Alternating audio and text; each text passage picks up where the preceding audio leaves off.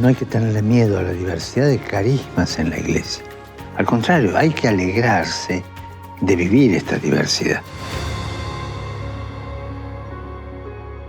Ya en las primeras comunidades cristianas, diversidad y unidad estaban muy presentes y era una tensión que debe resolverse en un plano superior. Más aún, para avanzar por el camino de la fe, necesitamos también el diálogo ecuménico con los hermanos y hermanas de otras confesiones y comunidades cristianas.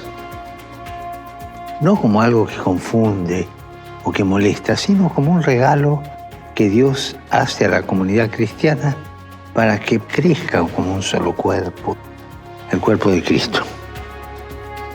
Pensemos, por ejemplo, en las iglesias orientales. Tienen unas tradiciones propias, unos ritos litúrgicos característicos, pero mantienen la unidad de la fe, la refuerzan, no la dividen.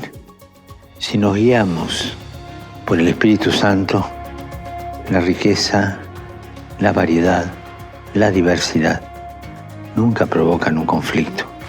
El Espíritu nos recuerda que ante todo somos hijos amados de Dios, todos iguales en el amor de Dios y todos diferentes.